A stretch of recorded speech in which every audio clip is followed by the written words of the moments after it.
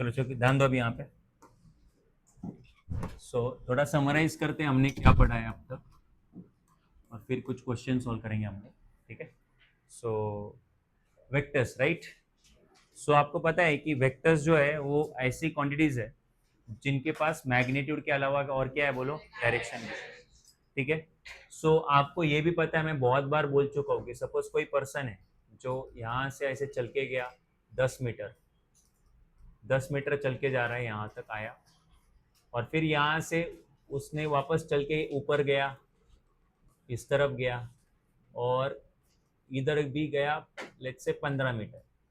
तो अगर मैं तुमसे पूछूं कि जब उसने ए पॉइंट से बी पॉइंट तक जो गया, वो जो डिस्टेंस कवर किया ए टू बी, ये डिस्टेंस कितना है, तो आप बोलोगे कितना? Distance, distance from A to B, distance है ये। और डिस्टेंस जो है वो स्केलर क्वांटिटी है, तो उनका एडिशन बड़ा इजी है, वो सीधे सीधे ऐड हो जाते हैं, है ना।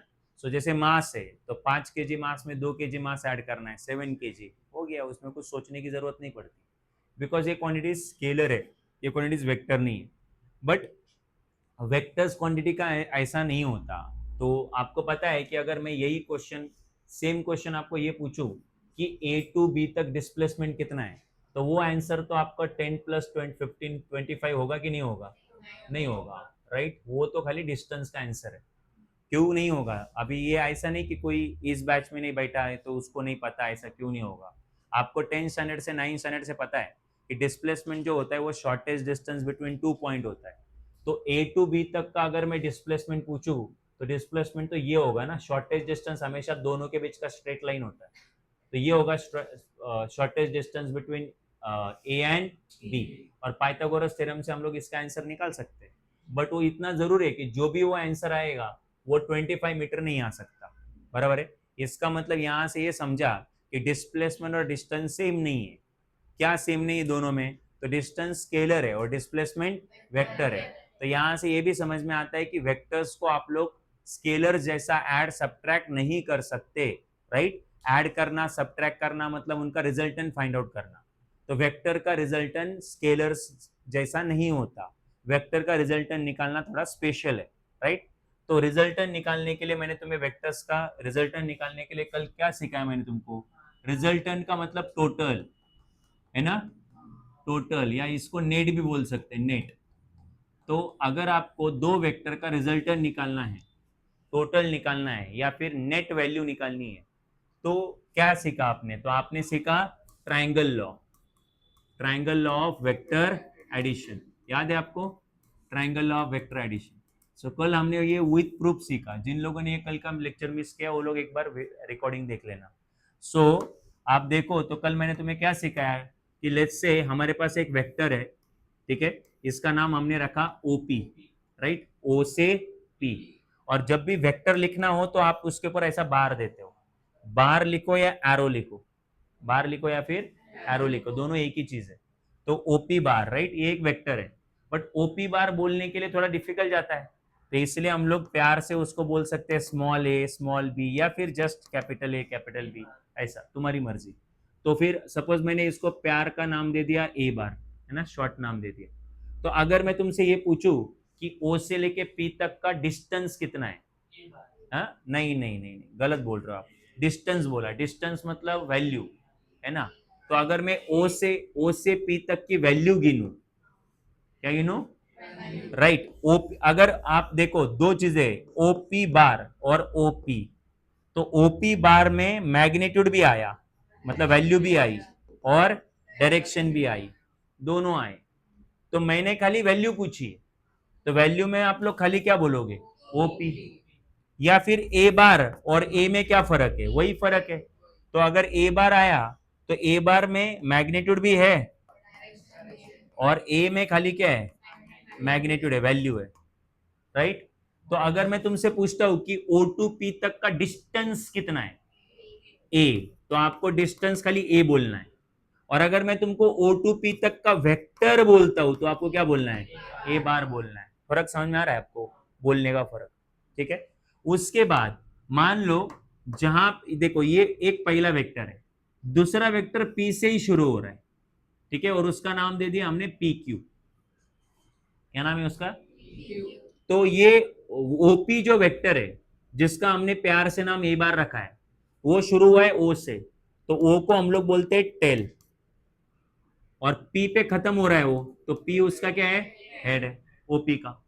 अब ओपी से अगला वेक्टर शुरू हो रहा है पी क्यू, तो पी क्यू का या पी क्यू को भी एक प्यार से नाम दे दो, जैसे आपका एक असली नाम होता है और एक घर पे कुछ बुलाते हैं छोटे नाम से, है ना, पिंटी मिंटी कुछ तो बोलते रहेंगे, तो फिर वही नाम है, एपी बड़ा नाम है, ए छोटा नाम है, तो वैसे पी क्यू का छोटा नाम क्या है बोलो? B bar. तो अगर बी बार का में ये टेल क्या है, तो बी बार का टेल है ये, क्योंकि बी बार यहां से शुरू हो रहा है, और ये बी बार का क्या है बोलो? हेड है। Getting my point? सो अब हमारे पास ऐसे कितने वेक्टर है बोलो? दो, और मुझे इन दोनों का रिजल्टेंट चाहिए, टोटल चाहिए। क्या चाहिए? क्यों चाहिए ये मत पूछो, क्यों? क्योंकि आप लोग जब आगे चल के फिजिक्स के और चैप्टर सीखोगे, वहां पे फिर अलग अलग सिचुएशन आएगी। जैसे एक ऑब्जेक्ट रहेगा, सपोज मान लो एक ऑब्जेक्ट है, ठीक है, ये तुम हो, मान लो ये तुम हो, राइट? एक पर्सन तुमको इधर खींच रहा है F1 फोर्स लगा के, और दूसरा पर्सन तुम्हें इधर खींच रहा है F2 फोर्स लगा के। सवाल उठता है तुम किस तरफ मूव होंगे, राइट? तो फिर फोर्सेस तो वेक्टर क्वांटिटी है, राइट? तो फिर इन दोनों का जिधर रिजल्टेंट रहेगा, इन दोनों का टोटल जिधर रहेगा, उधर तुम्हारी बॉडी जाएगी। तो अब अगर तुमको रिजल्टेंट निकालने नहीं आया, तो तुमको ये भी नहीं पता चलेगा कि बॉडी किधर मूव होगी। समझ में आ रहा है कि नहीं? तो वहां पे ये लॉजिक लगने वाला है, वहां पे वेक्टर का रिजल्टेंट निकालना ये जो आप सीखते हो वो यहाँ पे अप्लाई हो जाएगा। बट फिर जब ये कैलकुलेशन करने का टाइम आएगा, तो उस टाइम पे तो रिजल्टेंट निकालना आना चाहिए ना। मैं क्या बोल रहा हूँ तुम्हें समझ में आ रहा है क्या? तो फिलहाल तुम्हें ये नहीं पता है कि इसका रिजल्टेंट क्यों निकालना है, राइट? बट ये बात समझो कि उसके ऊपर बेस्ट आगे कोई ना कोई क्वेश्चंस होंगे, सिचुएशंस होंगी, उसके लिए हम लोग अभी से प्रिपेयर हो रहे हैं। तो अब मुझे बताओ, मेरे पास कितने वेक्टर है? दो वेक्टर है, राइट? अच्छा, ट्रायंगल लॉ जिसने रेगुलर लेक्चर अटेंड किया उसको पता है ट्रायंगल लॉ तभी लगता है जब एक वेक्टर जहां पे खत्म हो रहा है वहां से दूसरा वेक्टर शुरू होना चाहिए, राइट? ट्रायंगल लॉ ऐसे नहीं लग पाएगा। मान लो एक ऐसा वेक्टर है और दूसरा ऐसा वेक्टर है, इधर ट्रायंगल लॉ नहीं लगा सकते, ठीक है? क्योंकि इधर इधर देखो, ये पहले का हेड है और सॉरी टेल है, और दूसरे का ये क्या है? हेड है। तो एक वेक्टर दूसरे के हेड से शुरू होना चाहिए, मतलब एक का टेल और दूसरे का हेड एक जगह पे आनी चाहिए। तो यहाँ पे तो दोनों के टेल टेल ही आ रहे हैं, और क्योंकि दोनों एक ही जगह से शुरू हो रहे, तो ये भी टेल है और ये भी क्या है? टेल है। तो इस तरीके से यहाँ पे ट्रायंगल लॉ नहीं लग सकता, राइट? अच्छा, यहाँ पे ट्रायंगल लॉ लगाने के लिए क्या करना है ये आपको पता है, वो ऑलरेडी पता है आपको। आपको क्या करना है? इसी वेक्टर से पैरेलल वेक्टर ड्रॉ करना है। तो बट वो यहां से वो पैरेलल और जितना ही है उतना ही। तो ये देखो, ये ड्रॉ कर लिया मैंने, राइट? तो देखो दोनों का मैग्नीट्यूड क्या है? सेम, और दोनों की डायरेक्शन भी क्या है? सेम है, तो ये दोनों सेम वेक्टर है। तो अब इसको भूल जाओ, तो हो गया, सिचुएशन आ गई कि एक का जहां पे हेड है दूसरे का वहां पे अब लगेगा ट्रायंगल लॉ। समझा कि नहीं? तो अब इन दोनों का रिजल्टेंट कौन देगा? तो इन दोनों का रिजल्टेंट देगा तीसरा वेक्टर। और तीसरा वेक्टर कहां से कहां ड्रॉ करे, क्योंकि वेक्टर है ना, वेक्टर है तो डायरेक्शन मैटर करता है। तो वो पहले के टेल से दूसरे के हेड तक ड्रॉ करते हैं, यही सीखा है हमने। तो ये जो वेक्टर है ये देगा इन दोनों का टोटल, इन दोनों का टोटल मतलब ए बार प्लस बी बार। यहाँ पे प्लस का साइन लिटरल मत लो, प्लस का साइन टोटल से लो। प्लस का साइन क्या लो? मतलब आप लोग क्या निकाल रहे हो? ए और बी का टोटल निकाल रहे हो, एडिशन नहीं निकाल रहे हो। आप समझो क्या निकाल रहे हो? टोटल। हाँ, एडिशन भी निकाल रहे हो, बट एडिशन का मतलब टोटल लो यहाँ पे, और उस टोटल को हमने कुछ तो नाम रखना था, तो हमने रिजल्टेंट नाम रखा, और वेक्टर है इसलिए आर बार। क्लियर है कि नहीं? तो ये हो गया आपका ट्रायंगल लॉ जो आपने पढ़ा था। अब मुझे बताओ, तो अगर मैं तुमसे ये पूछूं कि ए बार और बी बार का रिजल्टेंट कौन देगा, तो आप बोलोगे ट्रायंगल लॉ देगा, और वो आर बार देगा। क्लियर है? अब मेरा अगला क्वेश्चन, अब अगर मैं तुमसे ये पूछता हूं कि इस आर बार की वैल्यू कितनी है, इस आर बार की वैल्यू कितनी है, मतलब मैं आर बार का मैग्नीट्यूड पूछ रहा हूं, तो हमने मैग्नीट्यूड कल निकाला। और अगर मैं तुमसे ये पूछता हूं कि आर बार का डायरेक्शन कितना है, तो आपको डायरेक्शन बताना है, मतलब एंगल बताना है। देखो, कुछ कुछ चीजें आपको हमेशा के लिए याद रखनी है। आपको 10 से जब आपने जंप करी थी 11 में, तो तब आपको ये नहीं पता था कि डायरेक्शन बताने के लिए हम लोग एंगल बताते, क्योंकि वहां पे तो तुम लोग एंगल खाली ज्योमेट्री में पढ़ते हो और कहीं तो पढ़ते भी नहीं हो। बट अभी तो पता चला है कि डायरेक्शन बताने के लिए क्या बताना पड़ता है, एंगल। तो आपको क्या करना है, ये आर बार जो है, आर बार ए बार के साथ कितना एंगल बना रहा है, angle made by R bar resultant vector, angle made by with A bar, है ना। वो एंगल कितना है पता करो, मान लो वो एंगल अल्फा है, तो अगर आप ये एंगल बताते हो मतलब आप लोग आर बार का डायरेक्शन बताते हो, क्या बताते हो, राइट। तो आर बार का डायरेक्शन मतलब उसने बनाया हुआ एंगल, और आर बार का मैग्नीट्यूड वो तो मैंने तुम्हें समझा दिया, राइट। बट फिर भी मैं तुमको बता देता हूँ कि मैंने मैग्नीट्यूड कल कैसे निकाला था, वो मतलब एक रिवाइज कर लेते। तो अब मुझे बताओ, हमारे पास एक वेक्टर था ए बार, राइट, दूसरा वेक्टर था हमारे पास बी बार, ऐसे दो वेक्टर थे। इनफैक्ट प्रोसीजर कुछ ऐसा था, मैंने जानबूझ के तुमको थोड़ा डिफिकल्ट किया था। मैंने क्या किया था, शुरुआत से वेक्टर यहां लिया था, जानबूझ के ऐसा किया था मैंने, क्यों, क्योंकि तुमको आदत लगे कि अगर ट्राइंगल लॉ नहीं लग रहा है तो फिर भी हम लोग कुछ करके ट्राइंगल लॉ लगाते। तो अब मैंने क्या किया था, मैंने तुम्हें क्या समझाया था, ये दोनों वेक्टर के बीच में एंगल कितना था आपको याद है क्या, थीटा। तो थीटा जो है वो था angle between A bar and B bar, ठीक है। सो यहां तक क्लियर है था। फिर हमने क्या किया, बी बार से पैरेलल एंड इक्वल एक वेक्टर ड्रॉ किया, ठीक है। तो वो बी बार से पैरेलल, ये देखो, तो जितना बड़ा बी बार है उतना ही ये वेक्टर बड़ा है, ठीक है। सो अब दोनों का क्या सेम है, डायरेक्शन सेम है, ये भी ऊपर की तरफ है, ये भी ऊपर की तरफ है, और दोनों का लेंथ भी क्या है, लेंथ या डिस्टेंस का मतलब मैग्नीट्यूड होता है, ठीक। तो दोनों का मैग्नीट्यूड भी क्या है, सेम है। ये वेक्टर ए बार है, ये वेक्टर बी बार है, बराबर है। अब हमें पता चल गया है कि एक का जहां पे हेड है दूसरे का वहां पे टेल है। अब लगेगा ट्रायंगल लॉ, और ट्रायंगल लॉ के अकॉर्डिंग ये रहेगा तुम्हारा रिजल्टेंट, जिसका नाम हमने आर बार लिया था। अब मुझे इस आर बार की वैल्यू चाहिए, वैल्यू, वैल्यू मतलब डिस्टेंस चाहिए, है ना, डिस्टेंस चाहिए, यहां से यहां तक का डिस्टेंस चाहिए। अब ये डिस्टेंस में कैसे निकालू, तो मेरे माइंड में आया यार, ये पाइथागोरस थ्योरम, अगर ये राइट एंगल ट्रायंगल होता ये, तो मैं लगा पाइथागोरस थ्योरम लगाता और फिर ये डिस्टेंस निकाल लेता। पाइथागोरस थ्योरम डिस्टेंस निकालने के लिए है ना, बट क्या ये राइट एंगल ट्रायंगल है क्या, नहीं है, इसलिए ये हम लोग यहाँ पे डिस्टेंस नहीं निकाल सकते। तो फिर हमने क्या किया, या पाइथागोरस थ्योरम नहीं लगा सकते, इसलिए हमने क्या किया, ए बार की डायरेक्शन को एक्सटेंड किया, डायरेक्शन को एक्सटेंड किया, ए बार को नहीं एक्सटेंड किया, क्योंकि वेक्टर ए बार यहां से यहां तक ही है।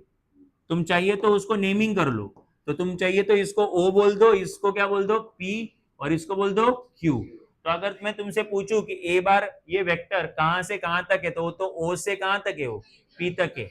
तो मैंने वेक्टर ए बार को बढ़ाया है कि उसकी डायरेक्शन को बढ़ाया है, डायरेक्शन को बढ़ाया, कि अगर ये आगे जाता तो इधर जाता, ऐसा। और फिर क्यू से क्या ड्रॉ किया था बोलो, परपेंडिकुलर। क्यू से क्या ड्रॉ किया था, ये परपेंडिकुलर मैंने क्यों ड्रॉ किया था, ये परपेंडिकुलर मैंने इसलिए ड्रॉ किया था सो दैट मैं राइट एंगल ट्रायंगल क्रिएट कर पाऊं। और राइट एंगल ट्रायंगल अगर मैं क्रिएट कर पाया तो मैं लगा सकता हूं पाइथागोरस थ्योरम। और पाइथागोरस थ्योरम लगाना इसलिए जरूरी है क्योंकि वो अकेला ऐसा थ्योरम है जो डिस्टेंस आपको देता है, मतलब ट्रायंगल की दो साइड का अगर आपको पता, ट्रायंगल की दो साइड पता है तो ट्रायंगल की तीसरी साइड की लेंथ देने का काम वही अकेला करता है, इसलिए पाइथागोरस थ्योरम लगना जरूरी है। तो अब मेरे पास एक ट्रायंगल आ चुका है, राइट एंगल ट्रायंगल, ट्रायंगल आ चुका है, ट्रायंगल ओ देखो, ट्रायंगल क्यू डी ओ, बड़ा सा ट्रायंगल देख रहे हो कि तुम लोग। अच्छा, इस ट्रायंगल में पाइथागोरस थ्योरम लगेगा कि नहीं लगेगा, लगेगा। बट पाइथागोरस थ्योरम खाली डिस्टेंस में लगता है, मतलब खाली वैल्यू में लगेगा। आपको वहां पे वेक्टर नहीं लेने, वेक्टर के क्या लेने हैं, मैग्नीट्यूड लेने, वैल्यूज लेनी है। तो वेक्टर ए बार की वैल्यू क्या होती है, ए, बी बार की वैल्यू क्या होती है, बी, समझा। आर बार की वैल्यू मतलब आर, तो आपको वैल्यू में बात करनी है। तो अब मुझे बताओ पाइथागोरस थ्योरम कैसे लगाते हैं, तो सबसे पहले लेते हैं हाइपोटेनस साइड। तो हाइपोटेनस साइड है मेरे पास O2Q, तो OQ square is equal to side one और साइड टू। साइड वन कौन है बोलो, OD, साइड टू कौन है बोलो, QD, QD। यहां तक क्लियर है। अब इनकी वैल्यूज पुटअप करते हैं, वैल्यूज मतलब वो डिस्टेंसेस पुटअप करते हैं। तो अब मुझे बताओ OQ ये जो वेक्टर है वो आर बार वेक्टर है बेसिकली। OQ वेक्टर किससे इक्वल है, आर बार, मतलब OQ बार का प्यार से नाम क्या रखा गया है, आर बार। तो अगर मैं तुमसे पूछूं कि O2Q तक डिस्टेंस कितना है तो तुम खाली कितना बोलोगे, आर। समझा क्या मैं क्या बोल रहा हूं। सो इधर लिखा आर, तो आर स्क्वायर। वैसे ओडी, अगर ओडी तक का मैं डिस्टेंस पूछूं तुमसे, तो तुम लोग यहाँ पे देखोगे तो ओडी ना, तो ओडी को मैं अगर देखता हूं तो आएगा OP, OP plus PD, OP plus PD, समझा कि नहीं?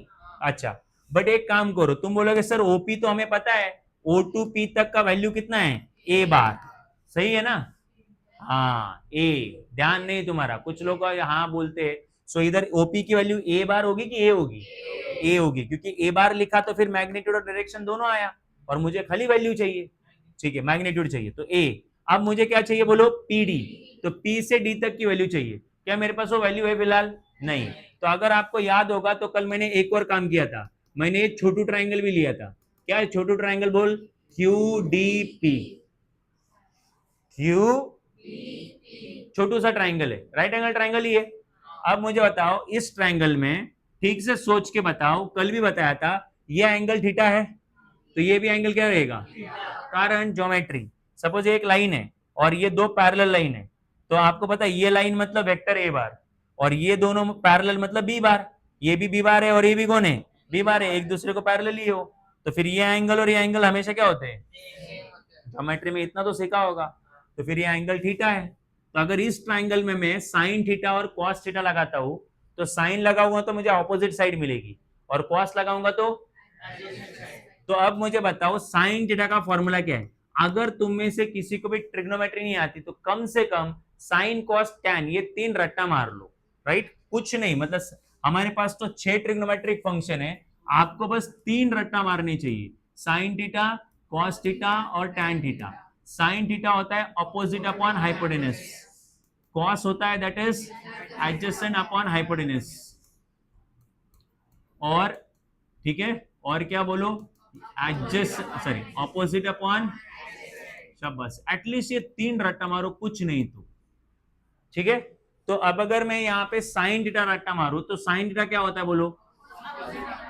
हाँ, बट ये तो हुआ आपका 9/10 का रट्टा मारने का तरीका, राइट?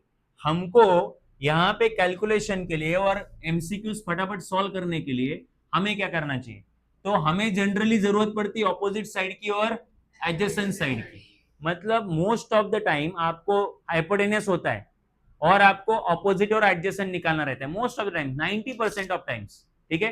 तो इसीलिए आप ऐसा ये सब लिखते बैठने से अच्छा डायरेक्टली ऑपोजिट और हाइपोटेनस, ऑपोजिट और एडजेसेंट रट्टा मार लो।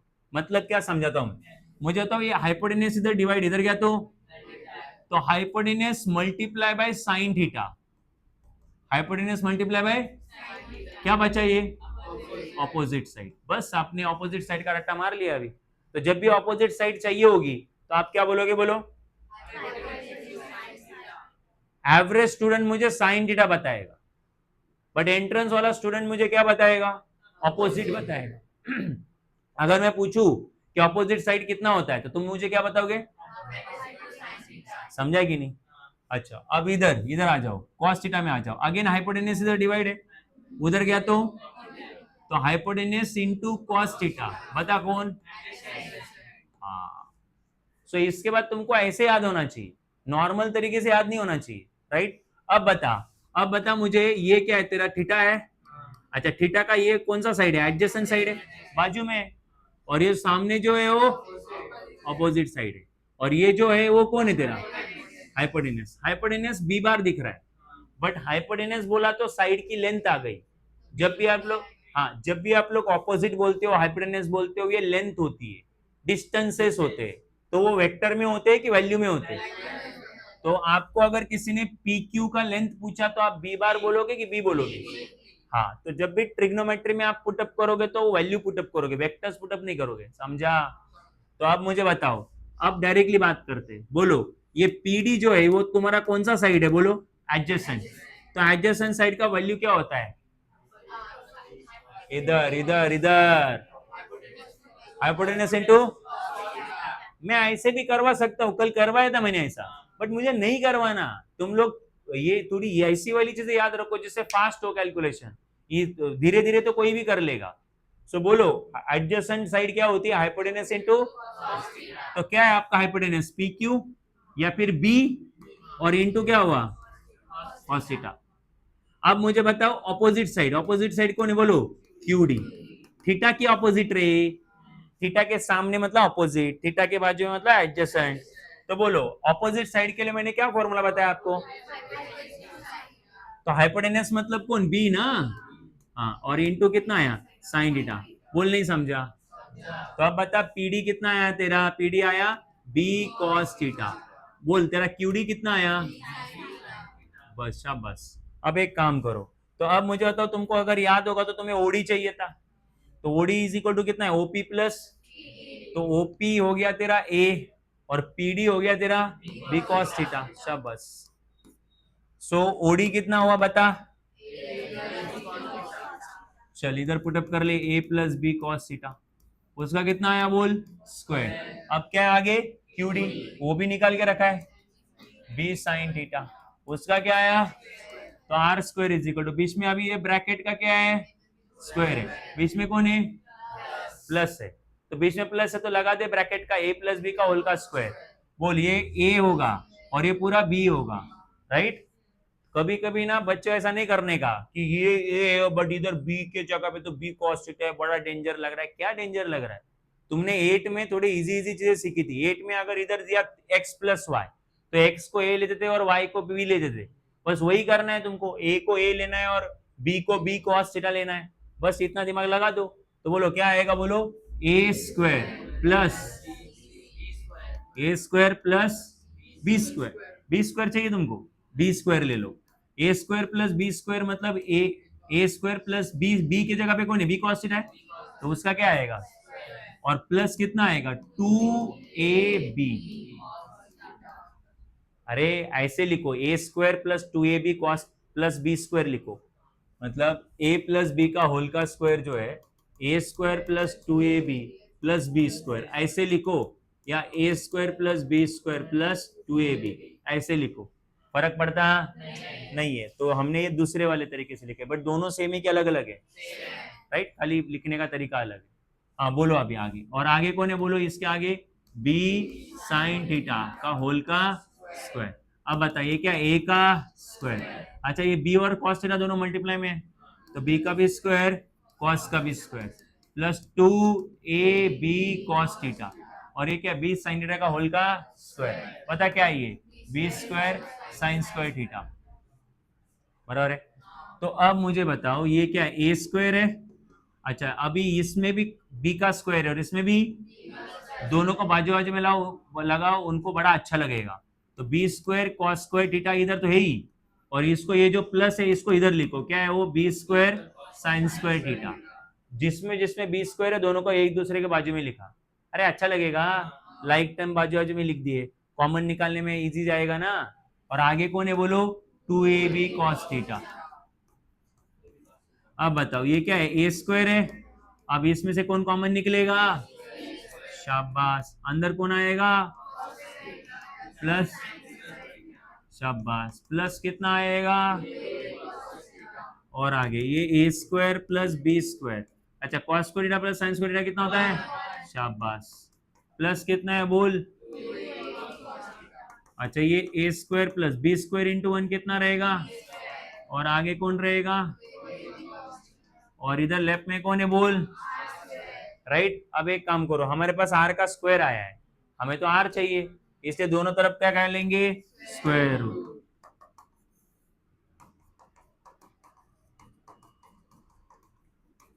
ले लिया।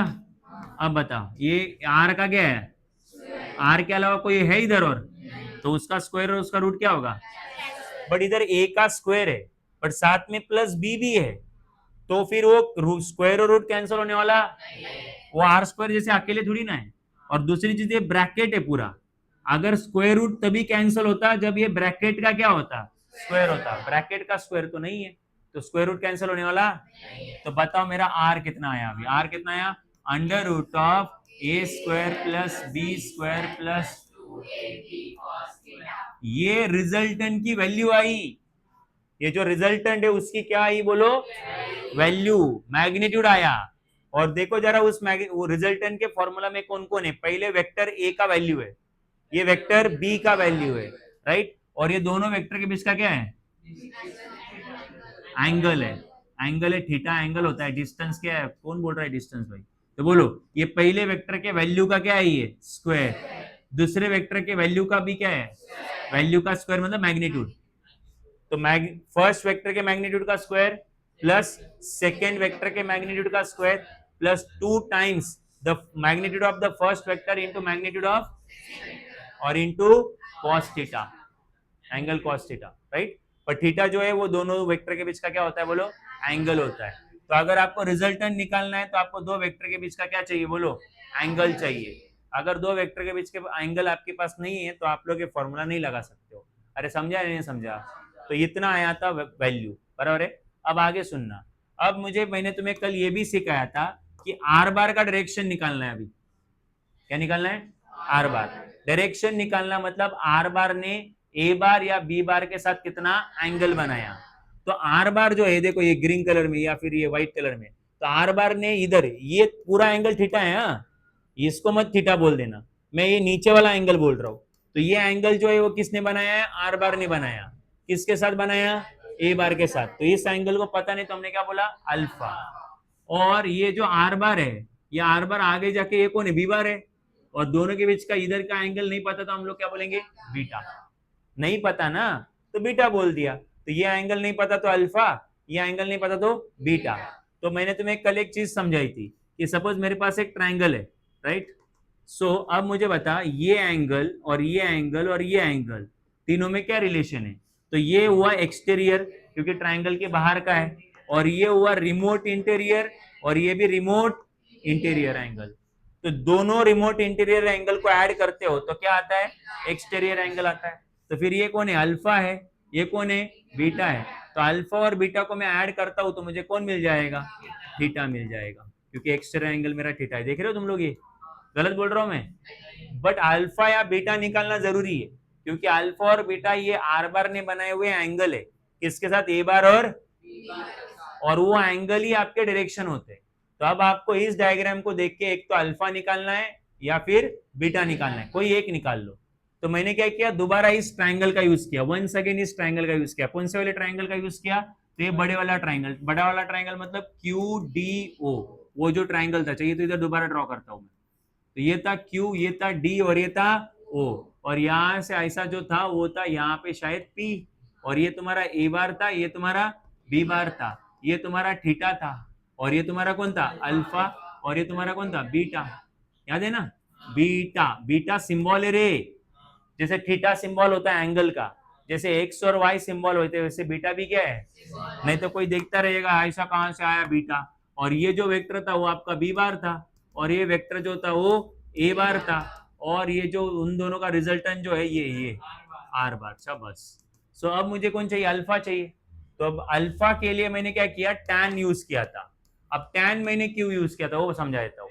मैंने तुम्हें बोला था कि अगर मैं साइन या कॉस यूज करूंगा तो साइन और कॉस के फॉर्मूले में हाइपोटेनियस आता है। क्या आता है, और हाइपोटेनियस का मतलब रिजल्टेंट। तो रिजल्टेंट हमें नोन थोड़ी ना होता है, रिजल्टेंट तो अननोन होता है, तो रिजल्टेंट तो निकालना पड़ता है।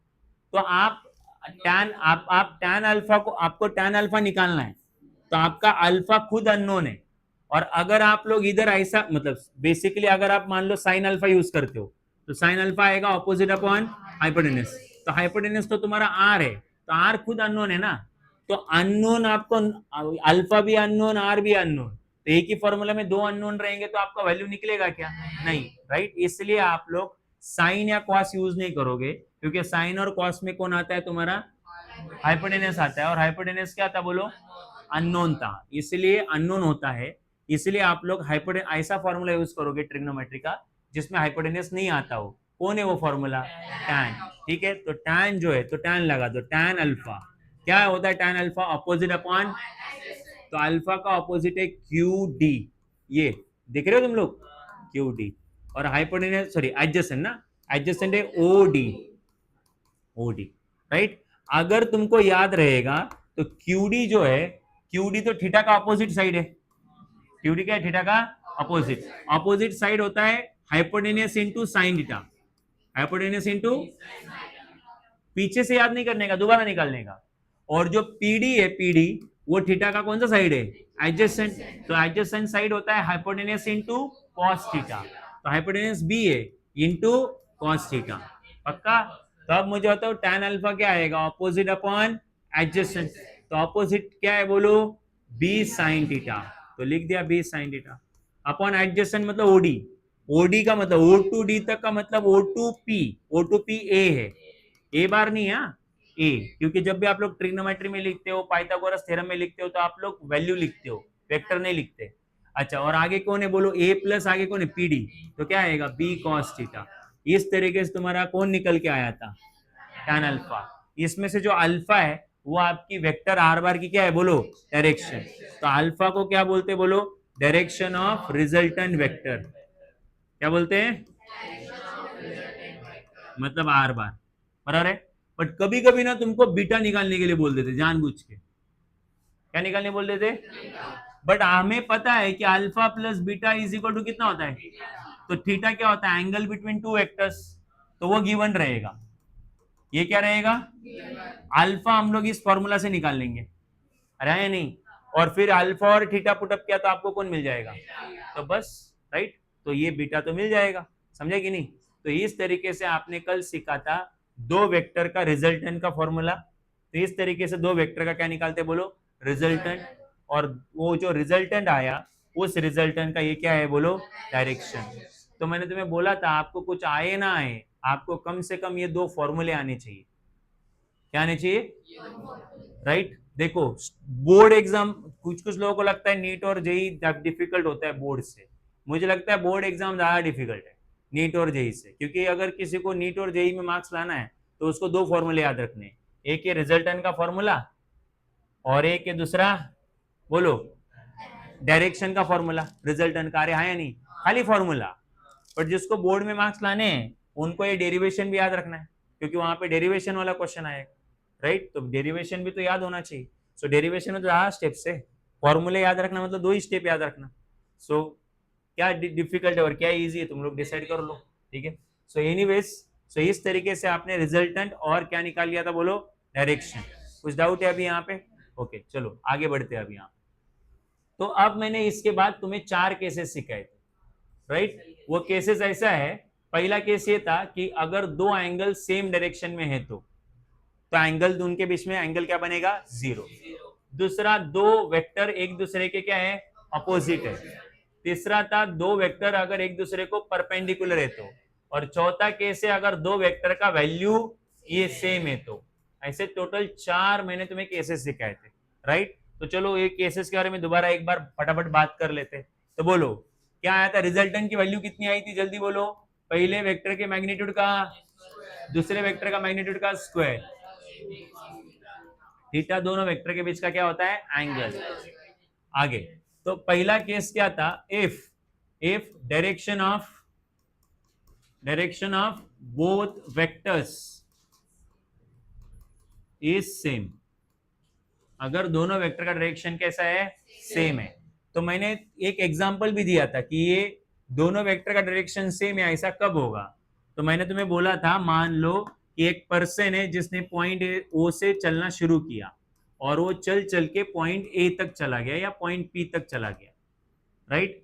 तो उसका डिस्प्लेसमेंट हुआ O2P, ये उसका डिस्प्लेसमेंट हुआ। तो ये हुआ आपका पहला वेक्टर और उसका प्यार से नाम क्या रखा, ए बार। बट बाद में उसका मूड चेंज हुआ और वो पी से आगे बढ़ के वापस कहाँ गया, क्यू तक गया। मान लो पी से कहां तक गया, क्यू तक। तो पी से क्यू ये और एक डिस्प्लेसमेंट हुआ, तो उसके टोटल कितने डिस्प्लेसमेंट हुए, दो। तो फिर हमारे पास दो वेक्टर आए, एक आया वेक्टर ए और दूसरा आया वेक्टर बी। तो हमारे पास कितने वेक्टर है, दो है। और दोनों की डायरेक्शन क्या है बोलो, सेम, राइट। तो अगर दोनों की डायरेक्शन सेम है तो थीटा एंगल, दो एंगल बिटवीन टू वेक्टर कितना होगा, जीरो। अच्छा, यही केस ऐसे भी हो सकता है कि ये बॉक्स है जो एक ग्राउंड पे रखा गया है और दो लोग मिलके इसको पुश कर रहे हैं और दोनों लोग इसको सेम डायरेक्शन में पुश कर रहे हैं। तो मान लो ये मैं पुश कर रहा हूं तो ये मेरा फोर्स हुआ और ये तुम पुश कर रहे हो, ये तुम्हारा फोर्स हुआ। तुमने देखा होगा मैंने जानबूझ के एक का लेंथ बड़ा रखा है, एक का लेंथ छोटा रखा है। क्यों, क्योंकि दोनों, मैं पुश कर रहा हूं शायद मेरा फोर्स ज्यादा रहेगा, तुम पुश कर रहे हो तुम्हारा फोर्स शायद कम रहेगा।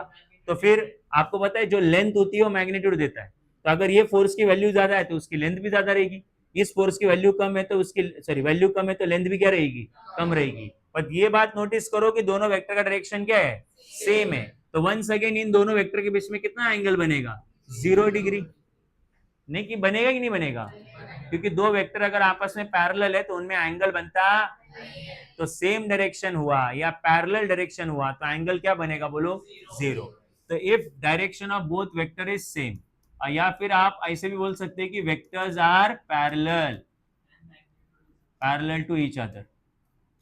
हाँ मैग्नीट्यूड क्या बोला तूने, बोल ही दे, क्या बोला मैग्नीट्यूड, सेम। सो अब बताओ, सो दोनों वेक्टर का डायरेक्शन एक तो सेम है या फिर दोनों वेक्टर कैसे आपस में पैरेलल है, ठीक। मतलब दोनों वेक्टर के बीच का एंगल कितना है बोल, 0। तो अब क्या होगा, रिजल्टेंट कितना आएगा, तो इसका रिजल्टेंट निकाल लेते। तो रिजल्टेंट ऐसे निकलेगा बोलो, ए स्क्वायर प्लस बी स्क्वायर, इधर कर लेते, रिजल्टेंट यहां कर लेते, बोलो under root of A square plus B square plus 2ab cos theta, theta right. तो आर इज इक्वल टू, तो अब मुझे बताओ, पहला वेक्टर मेरा पहला वेक्टर मेरा ए बार है राइट, सो फिर उसका मैग्नीट्यूड यही रहेगा, दूसरे वेक्टर बी स्क्वायर, और आगे क्या है 2ab। मैंने मैग्नीट्यूड नहीं दिए तुमको, मैंने खाली दोनों वेक्टर का क्या दिया है, एंगल दिया है। मैग्नीट्यूड तो आपको एग्जांपल में दिए जाएंगे कि एक वेक्टर 10 न्यूटन का है, दूसरा 5 न्यूटन का है, मतलब एक की वैल्यू 10 लोगे, दूसरी की वैल्यू 5 लोगे, बराबर है। बट मैंने मैग्नीट्यूड आपको नहीं दिए, मैंने आपको दिए क्या कि उनकी डायरेक्शन सेम है बोला है, मतलब आपको क्या पता है, उनके बीच का एंगल पता है। तो बोलो आगे चल के इधर कॉस और इधर क्या लिखेंगे, 0। तो आपको वो ट्रिग्नोमेट्री का टेबल याद होना चाहिए भाई, राइट। ट्रिग्नोमेट्री का टेबल याद नहीं कैसे चलेगा, हाँ। खाना कम खाओ बट ये ट्रिग्नोमेट्री का टेबल याद करो। तो 0 डिग्री, 30 डिग्री, 45 डिग्री, 60 डिग्री और 90 डिग्री, इतना तो याद होना ही चाहिए, राइट। तो ये होगा तुम्हारा ट्रिग्नोमेट्रिक फंक्शन। तो ये साइन थीटा, ये कॉस थीटा और ये टैन थीटा। जो भी स्टार्टिंग के लेक्चर में बैठे थे मैंने इसको याद रखने का तरीका बताया था, बट इस बार मैं डायरेक्टली बोल रहा हूँ। तो साइन 0 0 होता है, ये 1/2 होता है, ये 1/√2 होता है, ये √3/2 होता है और ये 1 होता है। अब तुम्हें कॉस चाहिए तो कॉस में बस रिवर्स कर दो साइन का, है ना, साइन का क्या कर दो, रिवर्स ऑर्डर। तो ये 1 इधर छाप दो, ये √3/2 इधर छाप दो, अरे है नहीं, 1/√2 इधर छाप दो, बस रिवर्स लिखने का है। फिर 1/2 छाप दो और फिर कौन छाप दो, 0, अरे है नहीं। और टैन निकालने के लिए बस साइन और कॉस को डिवाइड कर दो, साइन और कॉस को क्या कर दो, डिवाइड कर दो, sine divided by cos, right. तो डिवाइड करोगे तो 0 डिवाइड बाय 1 कितना आएगा, 0। √1/2 डिवाइडेड बाय √3/2, ये दोनों को डिवाइड करोगे तो 1/2 डिवाइड बाय √3/2 करोगे तो दोनों के डिनोमिनेटर सेम है, कैंसिल हो जाएंगे, तो आंसर आएगा 1/√3। ये दोनों ही सेम है तो बिल्कुल 1 आएगा। इन दोनों का डिनोमिनेटर अगेन कैंसिल होगा तो √3/1 कितना आएगा, और 1 डिवाइडेड बाई 0। हाँ, जब कभी भी नीचे 0 आता है तो आंसर हमेशा क्या रहेगा, नॉट डिफाइंड, क्योंकि 0 किसी को डिवाइड नहीं कर सकता, ठीक है, नॉट डिफाइंड आंसर होता है। तो ये आपको ये टेबल कंपलसरी याद होना ही चाहिए। आपको और क्या याद होना चाहिए, आपको ये याद होना चाहिए कि हमारे पास कौन से अलग एंगल है। जैसे इधर एंगल कितना होता है, 0 डिग्री, इधर 90 डिग्री, इधर ये कैसे, 0 से अगर 90 तो घुमाओगे तो यहाँ 90 बनेगा, और ज्यादा 90 घुमाया तो 180 बनेगा, और 90 घुमाया तो 90 प्लस 90 प्लस 90 कितना बनेगा, 270, और 90 घुमाया तो इधर क्या बनेगा, 360। हमें पता है ये फर्स्ट क्वाड्रेंट होता है, ये और ये फोर्थ क्वाड्रेंट होता है, समझा कि नहीं। ओके, तो 0 से लेके 90 के बीच में एंगल है तो फर्स्ट क्वाड्रेंट है, 90 से लेके 180 के बीच में एंगल है तो 180 और 270 के बीच में है तो, और 270 और 360 के बीच में तो राइट। तो अभी वापस शुरू हो जाओ, यहाँ पे आ जाओ। तो अब मुझे तो दो वेक्टर सेम डायरेक्शन में तो उनके बीच का एंगल कितना होता है बोलो, 0।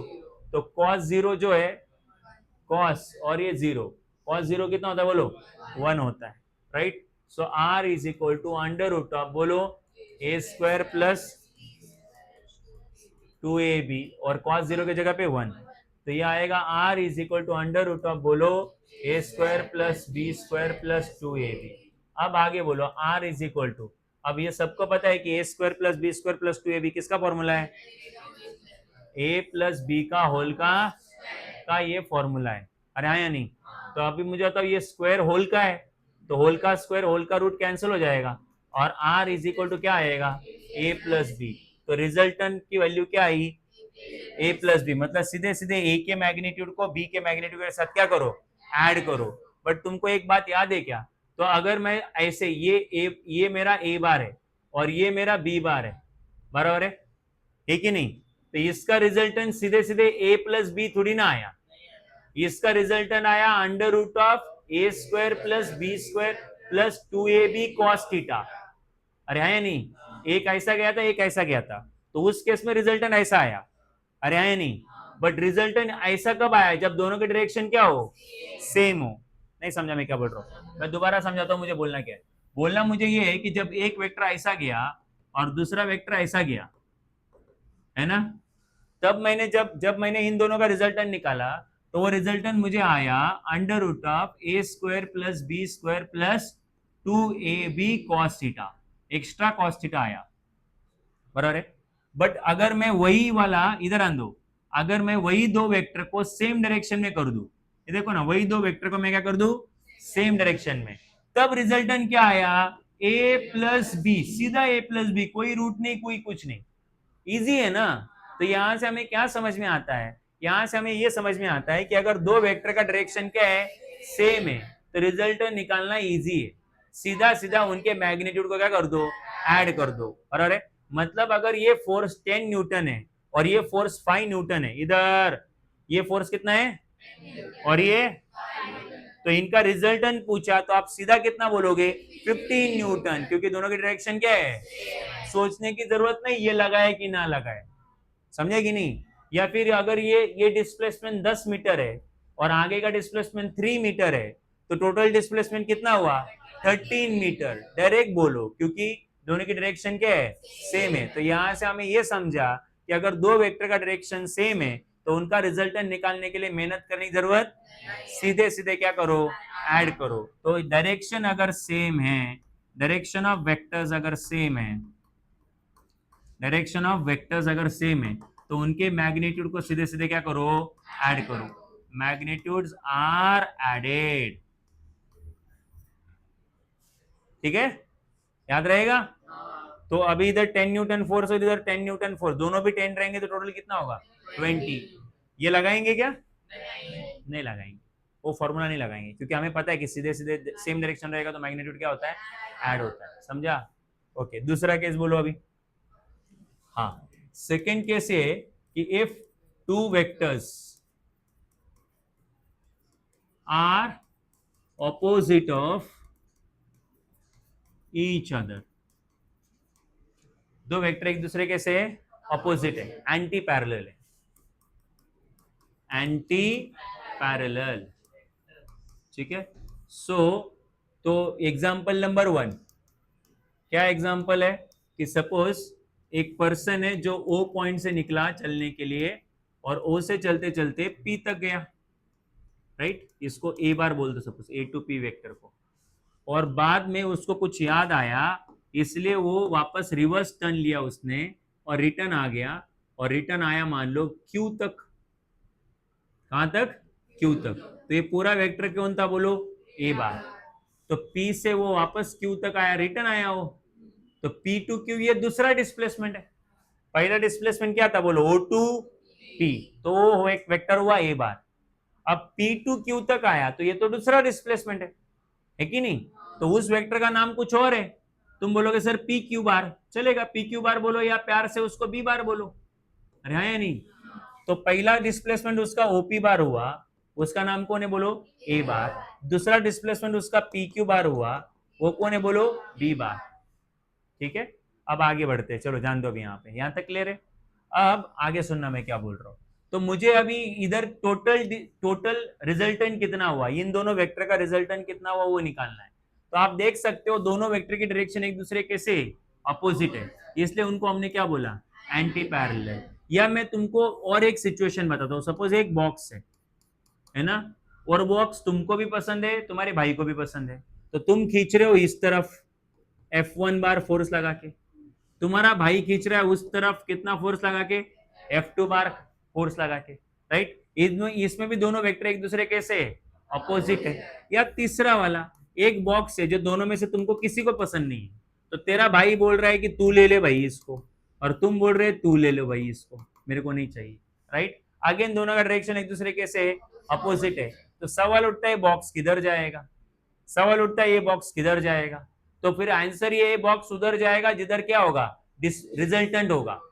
क्या होगा, मतलब इन दोनों का टोटल किधर होगा, जिधर टोटल होगा वो उधर जाएगा, टोटल मतलब रिजल्टेंट।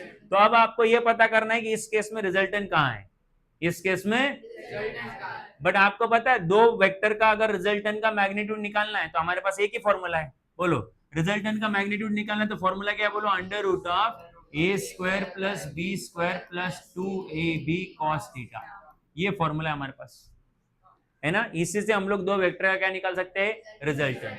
तो अब मेरे पास दो वेक्टर है, एक है a बार, दूसरा है b बार, दो वेक्टर है। तो अभी आगे सुनना, पर दोनों वेक्टर एक दूसरे कैसे अपोजिट है, अपोजिट है, अपोजिट है, ये भी अपोजिट ही होता है, ये भी अपोजिट ही होता है, ये अपोजिट, राइट। तो तीनों केसेस में वेक्टर एक दूसरे का अपोजिट है, इसलिए एंगल बनता है 180 डिग्री। कितना बनता है, तुम बोलोगे क्यों, क्योंकि ऑपोजिट है ना। इधर देखो, सब लोग जिन्होंने angle between two vectors concept सीखा है सबको पता है दो वेक्टर के बीच का एंगल मतलब उनके हेड और टेल के बीच में जो मिनिमम एंगल बनता है, दो हेड या दो, याद करो वापस, एंगल बिटवीन टू और एंगल बिटवीन, बट मिनिमम वाला वो एंगल मतलब एंगल बिटवीन टू वेक्टर्स होता है। तो अगर मैं देखो ये यहाँ पे इस वाले केस में आ जाओ, तो दोनों वेक्टर का अगर मुझे एंगल चाहिए दो वेक्टर के बीच का, तो दोनों के टेल यहाँ पे मीट कर रहे हैं, तो दोनों के टेल के बीच में एंगल ये है, और ये एंगल होता है कितना है 180। या फिर ये दो वेक्टर है अगेन ऑपोजिट है, तो दोनों का हेड मीट कर रहा है, तो दो हेड के बीच का एंगल भी यही है, अगेन ये कितना डिग्री है 180 डिग्री। तो जब भी दो वेक्टर ऑपोजिट रहेंगे तो एंगल हमेशा कितना बनता है 180 डिग्री। तो आप इधर थीटा के जगह पे आगे चल के क्या पुट करोगे, अरे क्या पुट करोगे 180 पुट करोगे, क्योंकि दो वेक्टर के बीच का एंगल कितना आया है। अरे आप लोग क्या पुट करते जा रहे हो, आप एंगल पुट करते जा रहे हो, अगर डायरेक्शन सेम तो एंगल 0, डायरेक्शन ऑपोजिट तो एंगल 180 ऐसे। तो अब मुझे बताओ आगे क्या आएगा, a square plus B square plus 2ab। अब cos 180 आपने देखा है -1 होता है, पर तुम में से जिसको ये नहीं पता कि वो -1 क्यों होता है, तो वो वापस इधर आ जाओ, इस वाले कंसेप्ट पे आ जाओ, और हमेशा याद रखो जो मैं बताने जा रहा हूँ। आल्दो तुम लोग ये मैथ्स में दोबारा सीखने वाले हो, राइट, इससे डरना मत, ये मैथ्स में बार बार होने वाला है, अगले 2 महीना कम से कम ट्रिग्नोमेट्री सीखने वाले हो मैथ्स में, तो ये वापस रिपीट होने वाला है। तो अब मुझे बताओ यहाँ पे एंगल कितना डिग्री होता है 0 डिग्री, यहाँ पे एंगल कितना होता है 90, इधर इधर और इधर। तो अब ध्यान देना मैं क्या बोल रहा हूँ, तो अगर मैं तुमसे ये पूछूं कि cos 0 डिग्री कितना होता है, तो सबको पता है 2 मिनट पहले cos 0 डिग्री होता है 1, 2 मिनट पहले देखा था, देखो cos 0 डिग्री कितना होता है 1 होता है, ठीक है।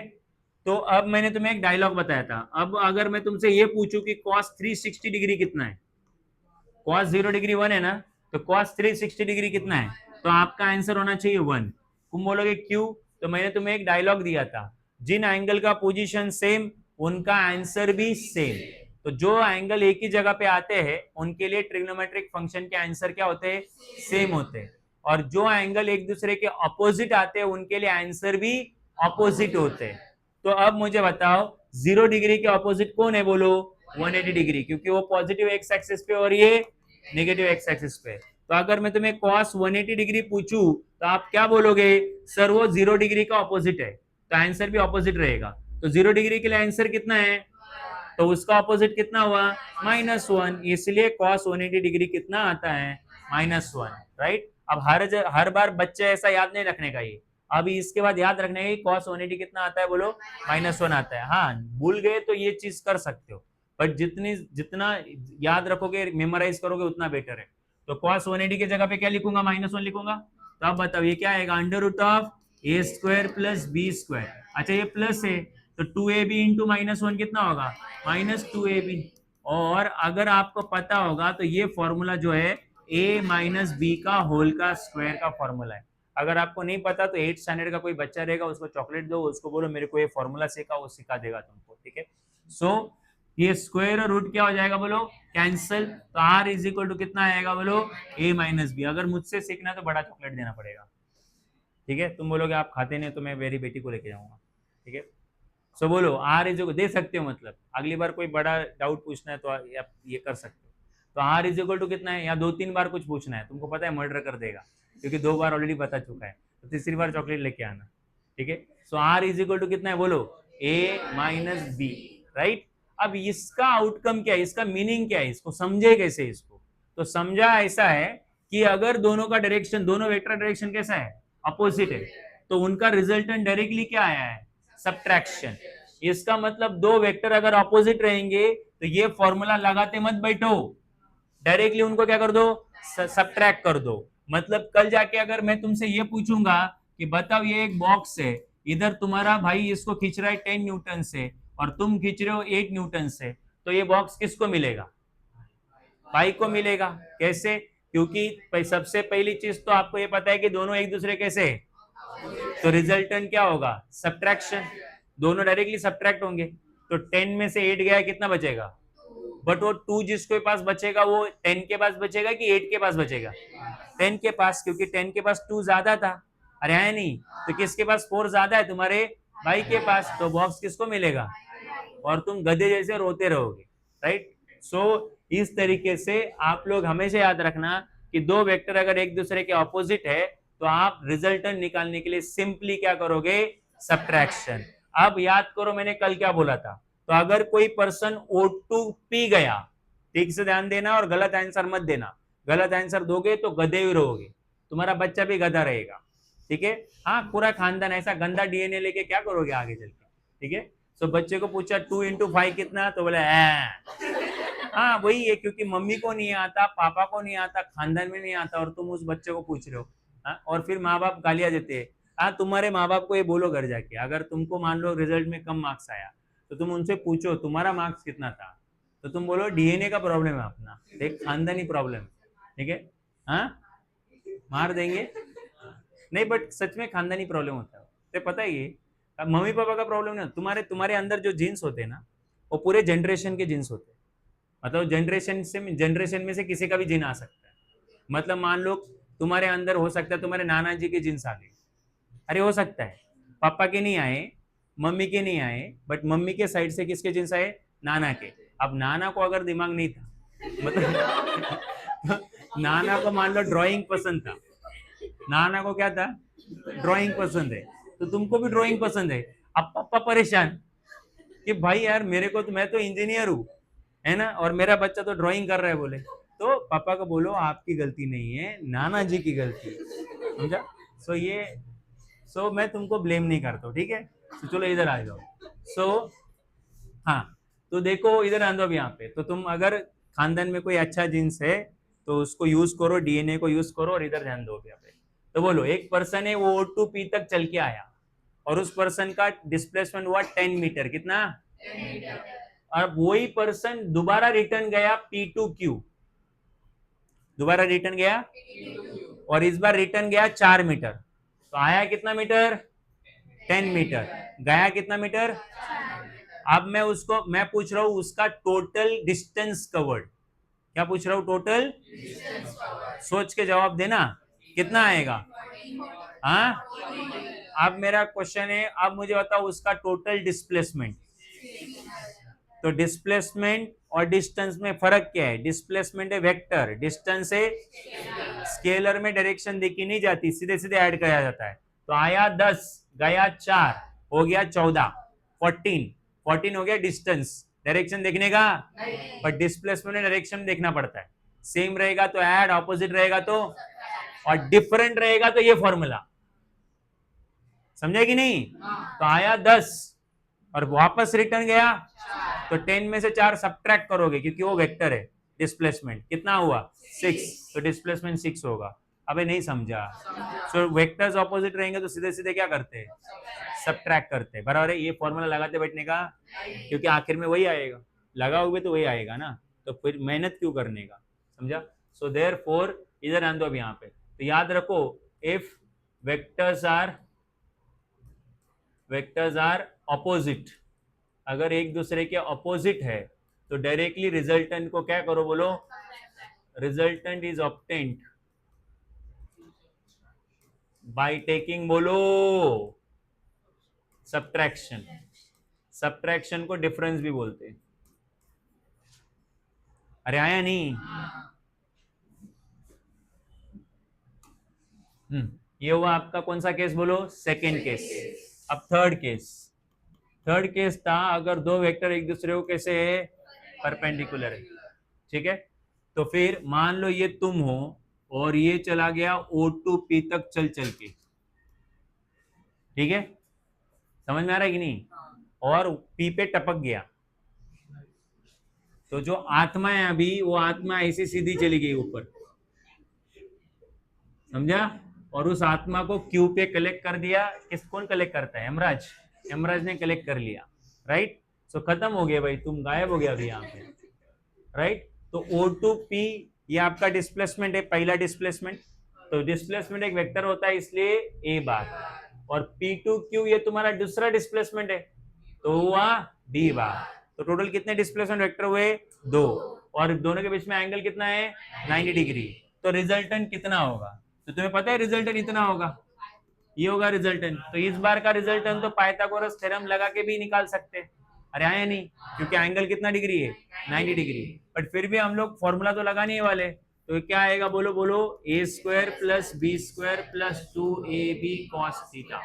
So R is equal to under root of A² plus B² plus 2AB cos, और थीटा की जगह पे क्या लिखेंगे, 90, क्योंकि दो एंगल के बीच में एंगल कितना डिग्री है, बोलो 90 डिग्री।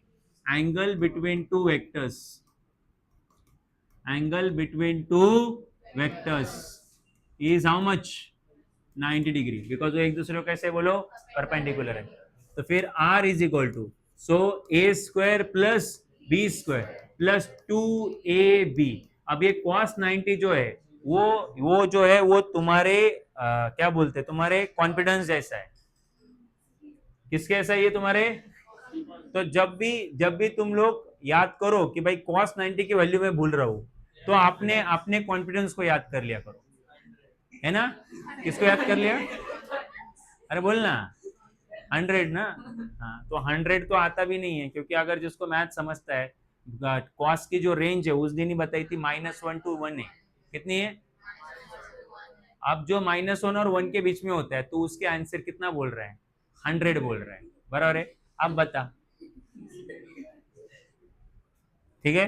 सो जब भी cos 90 की वैल्यू क्या करो, cos 90 की वैल्यू याद करनी हो तो अपने कॉन्फिडेंस को या खानदान के अच्छे वाले जीन्स को याद कर लो, ठीक है। सो बोलो कितना है वो जीन्स, हो 0 है। So R is equal to under root of A² plus B² 2AB into 0 कितना है, बोलो 0। तो R इज इक्वल टू कितना है, बोलो A² प्लस B²। इसका मतलब ये हुआ कि जब भी दो वेक्टर आपस में परपेंडिकुलर रहेंगे तब आप लोग स्क्वायर रूट लोगे और पहले के मैग्नीट्यूड का स्क्वायर करोगे और दूसरे के मैग्नीट्यूड का भी क्या करोगे, स्क्वायर करोगे। ये कुछ ऐसा है, मान लो ये एक बॉक्स है, इस बॉक्स को एक जन इधर से 10 न्यूटन से पुश कर रहा है और दूसरा पर्सन नीचे से पुश कर रहा है 10 न्यूटन या 5 न्यूटन से पुश कर रहा है, समझा कि नहीं। तो अब मुझे बताओ ये जो बॉक्स है, बॉक्स के ऊपर टोटल फोर्स कितना है, what is the total force on box. Example है ये, ठीक है, या क्वेश्चन पकड़ो। तो what is total force on box. तो आप क्या देख रहे हो, तो दो बॉक्स के ऊपर फोर्सेस एक्ट हो रहे हैं। आपको ये सोचना है कि फोर्सेस स्केलर है कि वेक्टर है। अगर फोर्स स्केलर क्वांटिटी है तो वो सीधे सीधे ऐड होगा, वो होगा 10 + 5 कितना होगा 15। अगर वो स्केलर है तो, क्योंकि स्केलर में देखा नहीं जाता कि उसकी डायरेक्शन क्या है क्या नहीं, सीधे ऐड किया जाता है। बट हमें पता है कि फोर्स कौन सी क्वांटिटी, बोलो वेक्टर। तो वेक्टर क्वांटिटी में तो आपको डायरेक्शन देखनी पड़ती है। तो मैं देख पा रहा हूं कि 10 और 15 आपस में एक दूसरे को कैसे परपेंडिकुलर। तुम बोलोगे कहाँ है, तो तुम पागल हो अगर तुमको नहीं आता तो। इसको ऐसा इमेजिन करने का आगे, और इसको भी आगे ऐसा इमेजिन करने का, तो एंगल कितना बनेगा इधर 90 बनेगा। तो दोनों वेक्टर आपस में कैसे है, तो बता फिर अगर दोनों परपेंडिकुलर है और दोनों वेक्टर है तो आपको ये फॉर्मूला लगाना पड़ेगा। तो क्या फॉर्मूला लगाएंगे बोलो, ए स्क्वायर प्लस बी स्क्वायर। आगे मत बोलो, अब हमें आपको पता लग गया है कि परपेंडिकुलर रहेंगे तो बस इतना ही होता है, क्योंकि आगे के कैलकुलेशन तो कर लिया ना हमने। और अगर कर भी लोगे 90 लगा भी दोगे, आगे पूरा फॉर्मूला पुट करोगे और 90 लिखोगे तो वही आएगा ना, यही आने वाला है। तो सीधा सीधा फाइनल रिजल्ट यूज करो ना फिर। तो बोलो भाई r इज इक्वल टू क्या है, a का स्क्वायर मतलब 10 का, और 5 का, 10 का स्क्वायर कितना हुआ, और 5 का स्क्वायर कितना हुआ, वो 125 को लिखेंगे 25 इंटू 3। अरे हाँ ना गधो, तो 25 का रूट कितना होता है 5, और आगे कितना है √3, तो 5 वैसे रखेंगे √3 और 1.732 रहे नहीं। तो याद करना है तुमको, 15 तक रूट सारे याद होने चाहिए, 15 तक। हाँ 5 √3 ना, तो √3 की वैल्यू 1.732। तो बोलो 5 इंटू 2 क्या चाहिए तुमको, क्या बोल रहे हो, हाँ ओके 25 इंटू 5, हाँ ठीक है चलेगा। सो 25 इंटू 5, सो 5 √5, राइट। हाँ मैं तुम्हें क्या बोल रहा था, 15 तक के रूट सारे याद करके रखो। 15 तक के रूट क्या करके रखो, एक ही दिन में नहीं होंगे बट 2-4 महीने में धीरे धीरे धीरे हो जाएंगे, राइट। क्योंकि एग्जाम आज थोड़ी देनी, 2 साल बाद देनी है, समझ आ रहा है कि नहीं। जिनको 1 साल बाद देनी है उनको तो 2 महीने में याद होनी चाहिए। तो 5 √5 आपका आंसर आ जाएगा। तो अब मुझे बताओ ये आंसर मैंने कब निकाला, जब दो वेक्टर आपस में कैसे थे, परपेंडिकुलर, राइट। सो याद रहेगा, दो वेक्टर परपेंडिकुलर रहेंगे तो रिजल्टेंट कैसे निकलेगा, √a² प्लस b², पहले के मैग्नीट्यूड का स्क्वायर प्लस, अभी भी नहीं समझा, क्लियर है क्या। अब फोर्थ वाला केस, ठीक है, और उसके साथ साथ फिफ्थ वाला केस भी समझेंगे एक नया।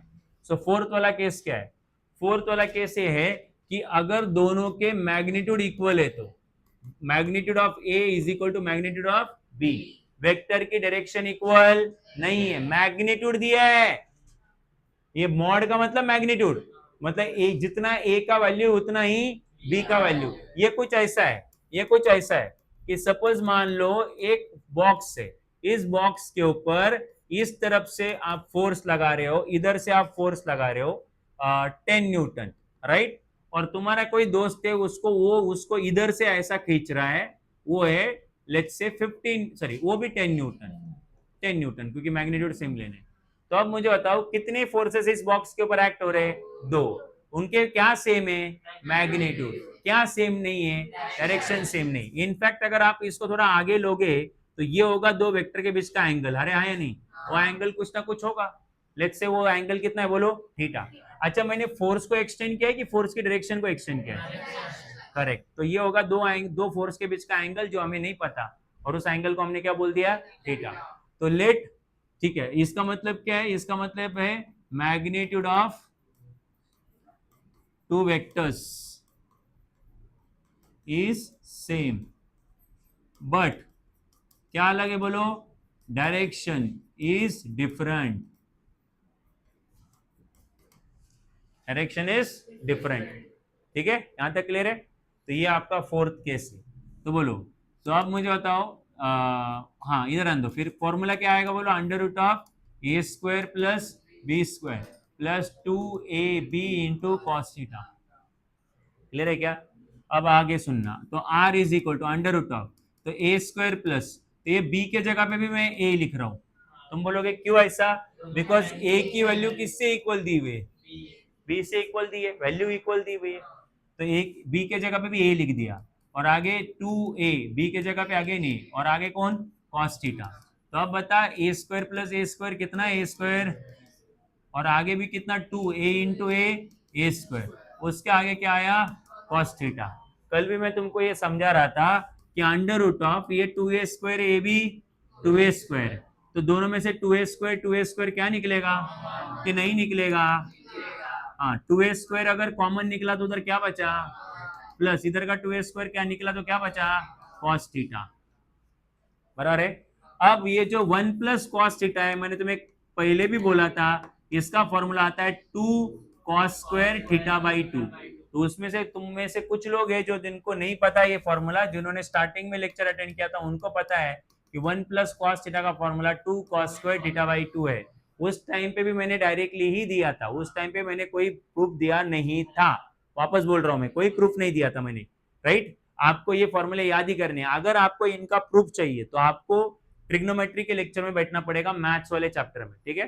सो मैथ्स के ट्रिग्नोमेट्री के लेक्चर में बैठोगे तो मैं आपको इसका प्रूफ दे दूंगा, और जो भी नीट कर रहा है उसको उसके प्रूफ से लेना देना नहीं है। दो फॉर्मूले, 1 माइनस कॉस थीटा और 1 plus cos theta. 1 minus cos theta होता है वो 2 कॉस स्क्वायर थीटा बाई 2, और सॉरी 1 माइनस, माइनस आया तो साइन आता है, और प्लस आया तो कॉस आता है। तुम देखो बाकी स्ट्रक्चर बिल्कुल क्या है, सेम है, बट फिर भी अगर आप मैथ्स के लेक्चर में बैठोगे तो आपको इसका बेसिक सीखने को मिल जाएगा। कुछ डाउट है अभी इसमें? ओके, चलो आगे बढ़ते हैं अब यहाँ पे। तो अब अगर मैं यहाँ पे आऊं तो बताओ, इधर भी 2 है और इधर भी क्या है, 2 है, तो 2 इंटू 2 कितना हुआ, 4। बाजू में कौन है, ए स्क्वायर, उसके बाजू में कौन है, कॉस स्क्वायर थीटा बाई 2, है ना। तो अब मुझे बताओ 4 का रूट निकलता है, क्या है 4 का रूट, 2। अच्छा ये ए का स्क्वायर है तो स्क्वायर रूट कैंसिल होगा तो कितना आएगा, ए। तुम बोलोगे सर अलग अलग स्क्वायर रूट क्यों कर रहे हो आप, क्योंकि वो मल्टीप्लीकेशन में सबका रूट क्या होता है, अलग अलग ही होता है, ठीक है। इनको इनफैक्ट ऐसा लिख सकते हो, रूट 4 रूट ए स्क्वायर और root cos square theta by 2, ऐसा अलग अलग लिख सकते हो। तो सबका स्क्वायर है तो स्क्वायर रूट क्या होगा, कैंसल, और 4 का रूट कितना आएगा, 2, तो 2a cos थीटा बाई 2। तो रिजल्टेंट जो है, अगर दो वेक्टर का मैग्नीट्यूड इक्वल है तो रिजल्टेंट का फॉर्मूला क्या आता है, बोलो, 2 into A into cos theta by 2।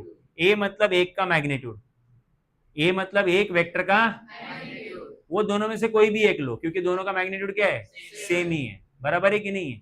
Okay, सो अगर इस तरीके से आप लोग रिजल्टेंट निकाल सकते हो, अगर दो वेक्टर के मैग्नीट्यूड क्या है, बोलो, सेम है।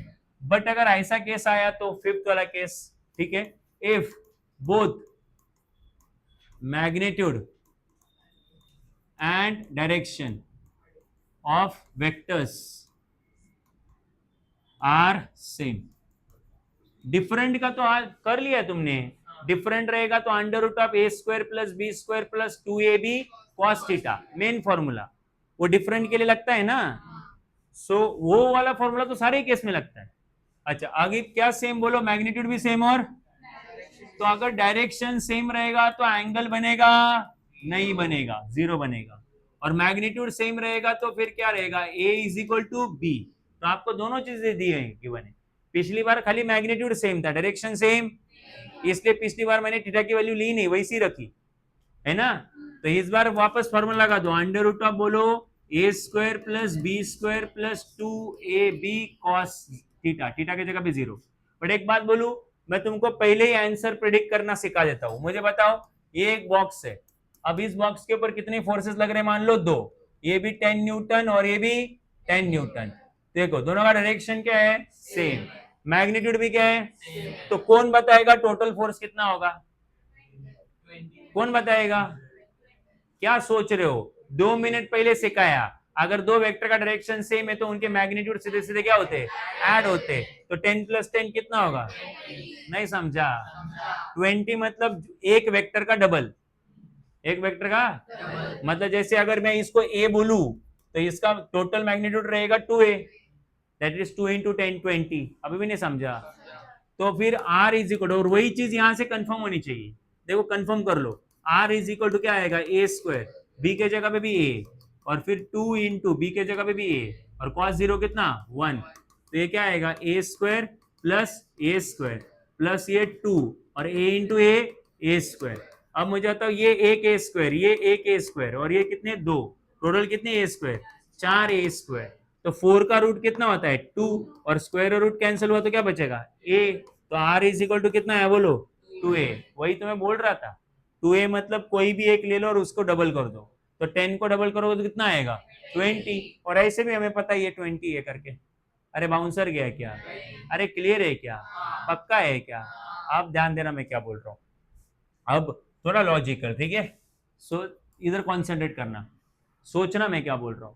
तो अब मुझे बताओ, सपोज एक पर्सन है, वो पॉइंट ओ से निकला, चल चल के पॉइंट पी तक आया, और उसका डिस्प्लेसमेंट वेक्टर हो गया a बार, कितना हो गया, कुछ डाउट है, ओके। अब अगर वो P से अभी P से निकल के किसी और डायरेक्शन में चला जाएगा, ठीक है, P से Q की चला गया और उसका डिस्प्लेसमेंट वेक्टर हो गया B बार। सो A बार और B बार ये उसके दो डिस्प्लेसमेंट वेक्टर है। तो अगर मैं तुम्हें इसका रिजल्टेंट पूछूं तो आप मुझे इसका रिजल्टेंट कितना बताओगे? R बार ही बताओगे ना। और उस रिजल्टेंट का मैग्नीट्यूड पूछा तो आप मुझे कितना बताओगे? वेक्टर पूछा तो R बार और मैग्नीट्यूड पूछा तो R, जस्ट R। इस केस में, इस वाले केस में मैग्नीट्यूड कितना है बोलो? R मैग्नीट्यूड, हाँ ठीक है, magnitude of A bar and B bar is equal to कितना आया बोलो? R। ध्यान देते रहे ना मैं क्या बोल रहा हूं। अगली बार क्या हुआ? अगली बार वापस O से निकला, सोचते रहो मेरे साथ, और B तक आया, सॉरी O टू P तक आया। अगेन डिस्प्लेसमेंट हुआ A बार, ठीक है, और फिर वो P से आगे चला गया, कहीं और डायरेक्शन में नहीं गया, सेम डायरेक्शन में गया। उसने अपनी डायरेक्शन चेंज ही नहीं करी। यहाँ पे तो डायरेक्शन चेंज करी थी, इसलिए तो एंगल बन रहा था। यहाँ पे डायरेक्शन चेंज करी और यहाँ पे डायरेक्शन चेंज नहीं की, तो डायरेक्ट एंगल नहीं बनेगा, एंगल जीरो रहेगा। और वो कहां तक आया? तो Q तक आया। तो इस डिस्प्लेसमेंट को मैं बोल रहा हूँ B बार, है कि नहीं? तो अगर मैं यहाँ का मैग्नीट्यूड पूछूं, ठीक है, magnitude of A bar and B bar, आप लिखोगे A plus B. A plus B को ऐसे भी लिख सकते हैं, A bar plus B bar का मैग्नीट्यूड। कैसे लिखते हैं बोलो? A bar plus B bar का मैग्नीट्यूड। एक तो ऐसे लिखो या सीधे सीधे ऐसे लिखो, अरे है नहीं? ओके, सिमिलरली इज इधर भी एक तो ऐसे लिखो R बार का मैग्नीट्यूड, या सिंपली क्या लिखो? R लिखो, दोनों तरीके चलेंगे, ठीक है, समझे कि नहीं? ओके चलो आप आगे आ जाओ। तीसरा केस, तीसरे केस में अगेन वो पर्सन O से निकला, अच्छा वो आया P तक, डिस्प्लेसमेंट हुआ A बार, ठीक है, बट उसको पता नहीं उसके दिमाग में क्या आया, और वो P से वापस उसने रिवर्स ले लिया, उल्टा डायरेक्शन लिया और रिटर्न चला गया। बट रिटर्न पूरा नहीं गया, कहां तक गया? लेट्स से मान लो रिटर्न गया वो पॉइंट Q तक। तो इस बार उसका डिस्प्लेसमेंट हुआ बोलो कौन? B बार। तो पहले कहां से कहां तक आया वो जल्दी बोलो? O से P। तो O से P तक कितना हुआ? A बार। और P से Q तक कितना हुआ? B बार। ये मत बोलना कि गया तो इधर है और एरो उधर दिया आपने। आप, मैंने कल भी बताया था, एरो का मतलब वेक्टर होता है ना? एरो का मतलब डायरेक्शन होता है वेक्टर, वेक्टर उसका डायरेक्शन से कुछ लेना देना नहीं है, डायरेक्शन तो उसकी इधर ही है। अरे तो पहला वेक्टर, पहला डिस्प्लेसमेंट वेक्टर क्या है बोलो? A बार। दूसरा डिस्प्लेसमेंट वेक्टर क्या हो? तो अगर मैंने तुमको ये पूछा कि मैग्नीट्यूड ऑफ, इधर ध्यान दो, magnitude of A bar and B बार, तो आप इधर क्या बताओगे मुझे? A bar minus B bar का मैग्नीट्यूड, क्योंकि ऑपोजिट रहेगा तो क्या होता है? सबट्रैक्ट होता है। अरे होता है कि नहीं होता है? और सेम डायरेक्शन रहेंगे तो क्या होगा? और अगर डिफरेंट डायरेक्शन रहेंगे तो ये फॉर्मूला लगाना पड़ेगा, a square plus B square plus 2AB cos theta, जिसको सिंपली क्या बोलते हैं? आर बोलते हैं। अरे आए नहीं? अब आप सोच के बताओ, सोच के बताओ, मुझे बताओ, ए प्लस बी ज्यादा होगा कि ए माइनस बी ज्यादा होगा? ए प्लस बी ज्यादा होगा कि ए माइनस बी ज्यादा होगा? मैं तुमको और एक चीज करता हूँ, ठीक है, मैं तुमको तुम्हारे लिए और इजी भी करता हूँ। एक बात बताओ, सपोज ये है 2 और ये भी है 2, कितना है? 2। या फिर और इजी करूँ, 3 लिया, 3 का स्क्वायर 9। अच्छा ठीक है, चलो ये कर लिया 1। तो दोनों की डायरेक्शन अलग अलग है कि सेम है? अलग अलग है। सेम कहाँ बोल सकते हो? एक इधर गया, एक इधर गया, एंगल बन रहा है, 90 डिग्री बन रहा है। तो अगर तुमको रिजल्टेंट निकालना है, इधर इस केस में रिजल्टेंट निकालना, तो ये रहेगा ये, और इधर 90 है, इसलिए पाइथागोरस थ्योरम भी लगा सकते हो। तो पाइथागोरस थ्योरम लगाए तो क्या आएगा? 2 square plus 1 square is equal to ये एक्स स्क्वायर, है ना, ये एक्स है ना। तो अभी रूट 2 का स्क्वायर 4 प्लस 1, तो 4 प्लस 1 5, और ये एक्स स्क्वायर, तो ये कितना आएगा? अगर रूट लिया तो दोनों तरफ क्या आएगा? रूट 5। तो ये रूट 5 आया, राइट। रूट 5 जो है, इधर आन दो, रूट 4 जो है वो 2 होता है, रूट 4 क्या होता है? और रूट 9 3 होता है। मतलब रूट 5 जो है वो 3 से भी क्या है? कम है, 2 और 3 के बीच में हो, 2.1 2.2 ऐसा कुछ होता है। अरे आया नहीं? अब इधर ध्यान देना मैं क्या बोल रहा हूं। पर दूसरे केस में ये 2 है, ठीक है, पहला डिस्प्लेसमेंट, पहले वेक्टर का मैग्नीट्यूड 2 है और दूसरे वेक्टर का मैग्नीट्यूड 1 है। दूसरे वेक्टर का मैग्नीट्यूड, तो टोटल कितना हुआ बोलो? 3 हो गया, है कि नहीं? तो इधर का रिजल्टेंट कितना हुआ बोलो? और इधर का रिजल्टेंट 3 से कम कि 3 से ज्यादा?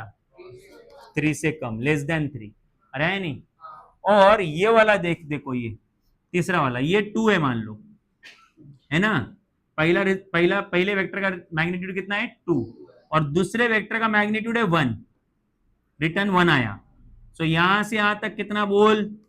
2, और वहां से यहां तक ये कितना बोल? 1। तो इस केस में टोटल कितना आया? इस केस में 1 कितना आया? 1, क्योंकि डायरेक्शन कितना है बोलो? ऑपोजिट है।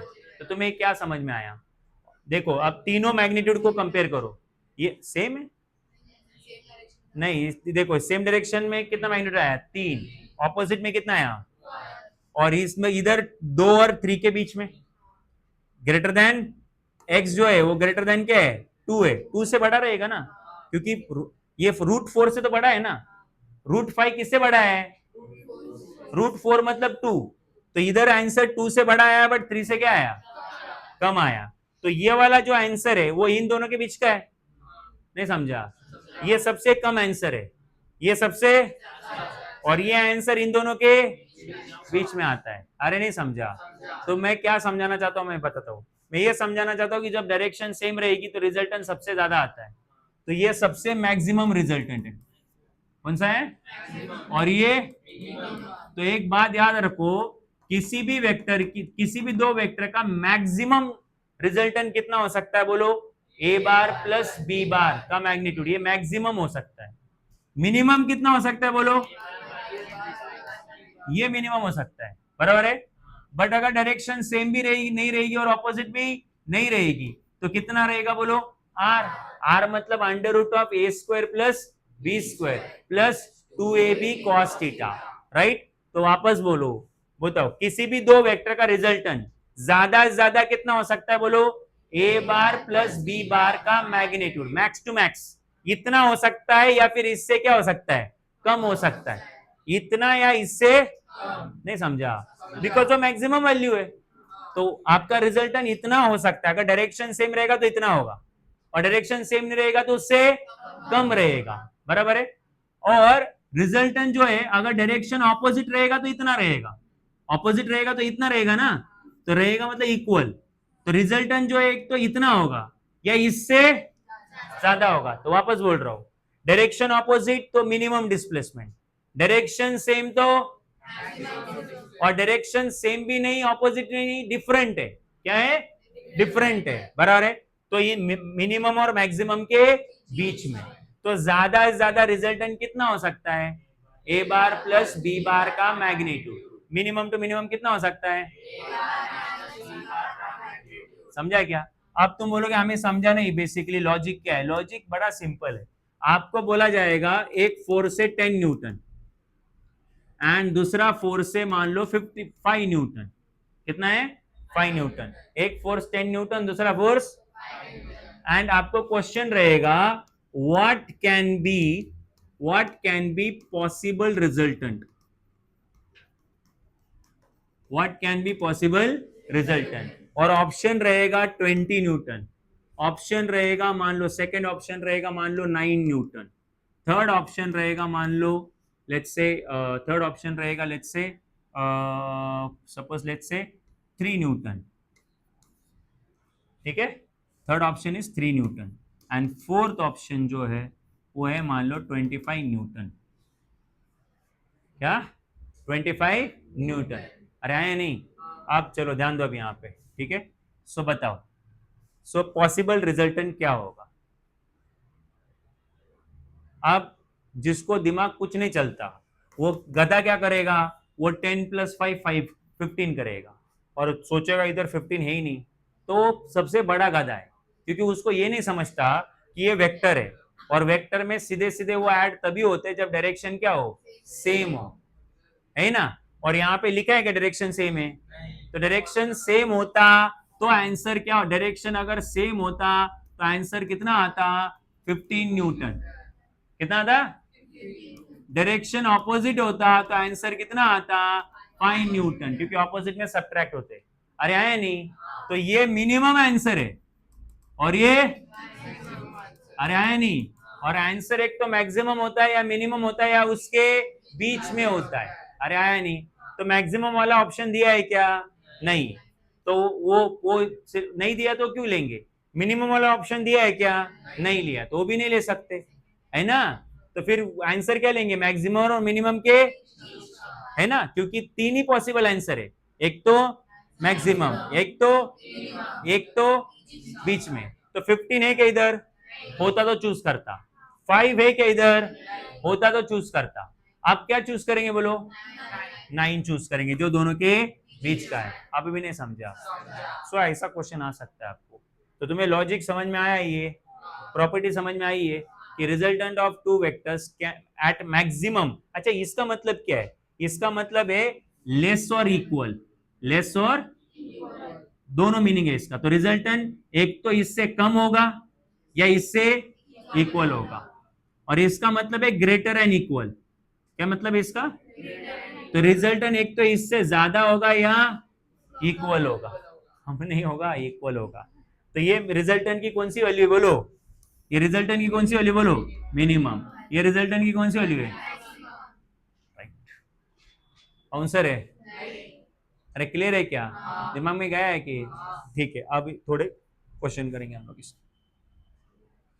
ये क्वेश्चन समझा कि नहीं समझा? और ये प्रॉपर्टी भूलना नहीं, बड़ा इंपॉर्टेंट प्रॉपर्टी, बार बार नहीं पढ़ाऊंगा, अभी खत्म हो गया ये। इसको चाहिए तो अच्छे से लिखता हूं।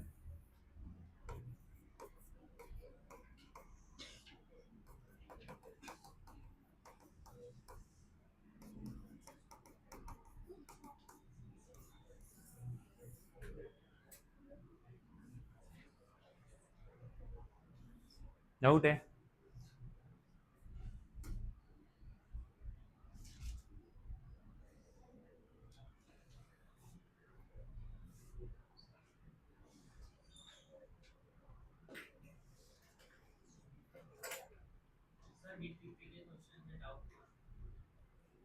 चॉकलेट का याद है ना?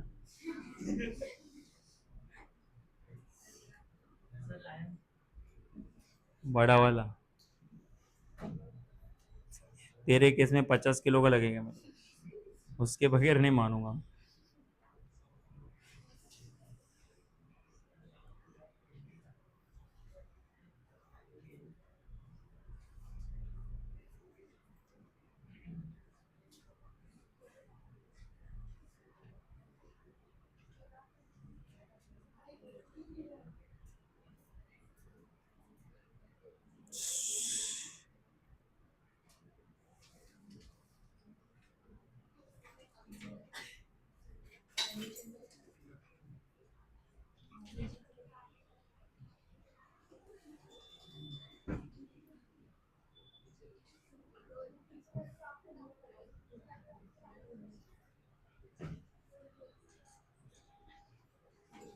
Thank you.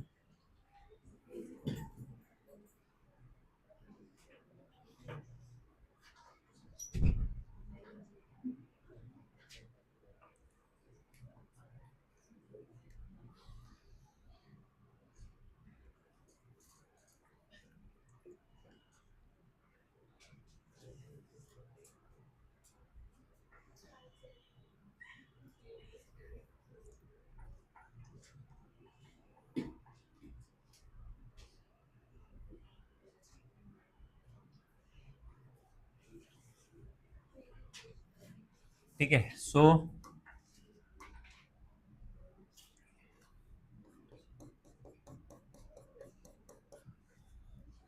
ये तो मैंने पूरा याद रखने की जरूरत नहीं, ये तो मैंने तुम्हें समझाने के लिए बताया था। मतलब तुमको दिखा रहा था कि मैं मैक्सिमम क्या आ सकता है, मिनिमम क्या आ सकता है। तो सेम डायरेक्शन वाला मैक्सिमम आता है, ऑपोजिट वाला मिनिमम आता है, और डिफरेंट वाला जो है वो उनके बीच में आता है। आपने एक और बात नोटिस करी क्या कि इन दोनों के बीच में एंगल कितना है? 0 है। ये दोनों वेक्टर के बीच का एंगल कितना है? 0, क्योंकि सेम डायरेक्शन में एंगल बिटवीन टू वेक्टर्स रे 0 है।